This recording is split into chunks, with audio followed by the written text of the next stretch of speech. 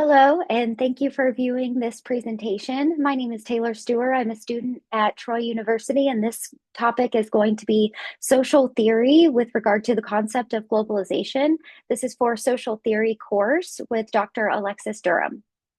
Taking a look at our overview today, we're going to begin with defining and discussing the concept of globalization.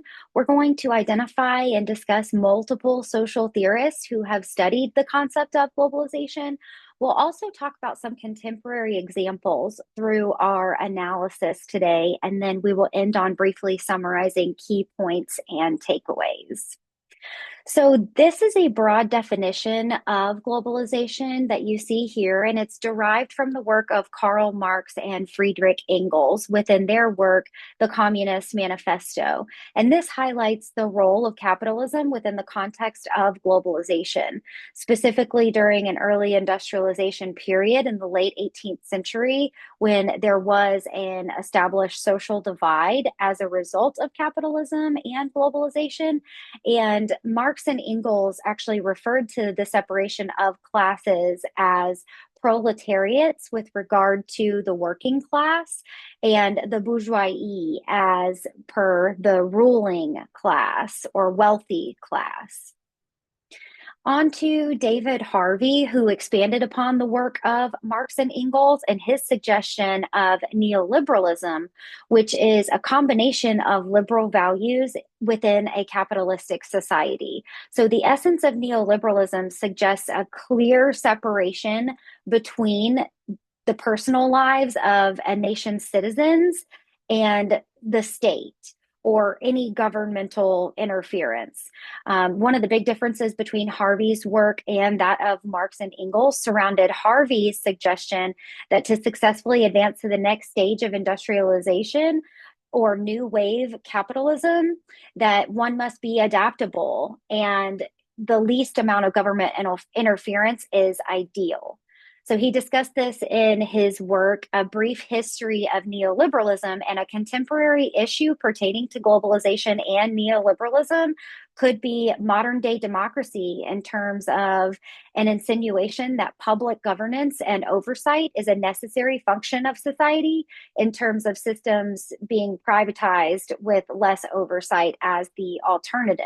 So critics may argue that this would allow more opportunities for social issues such as racketeering upon privatized institutions as a consequence, potentially.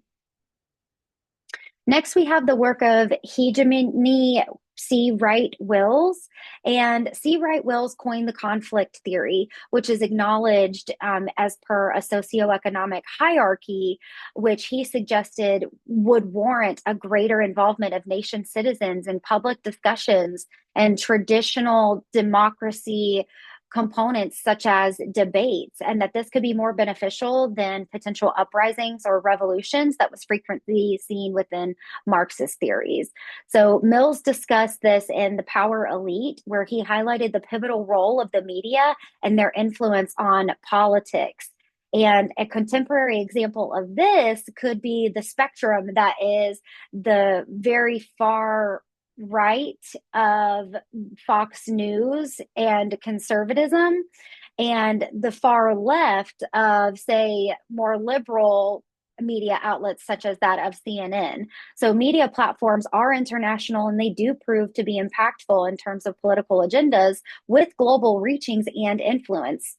So Mill's conflict theory can be applied to this contemporary example because the power elites that typically fund these media outlets can either intentionally or inadvertently cause conflict, which does prove to impact the masses through technology and communication through these media outlets within the grander context of globalization. Next up, we have Emanuel Wallerstein, and his world systems theory was posited almost a century after the work of Karl Marx. However, he is among the social theorists that we've discussed that do closely identify with Marxist thought. Wallerstein suggested that there are three distinct subsystems regarding states, societies, and cultures. And it was the inner workings of these subsystems that actually formed capitalism within the context of globalization. So the world systems theory implies that these subsystems within the global economy tend to benefit some countries while potentially serving to exploit disenfranchised ones. And a contemporary example of this could be fast fashion, which tends to produce clothing items on massive scales and low costs due to manufacturing and disenfranchised countries. But one of those contemporary examples might apply to that concept as discussed in the modern world system as posited by Wallerstein. Next up, we have Saskia Sassen, who discussed perspectives with regard to global cities.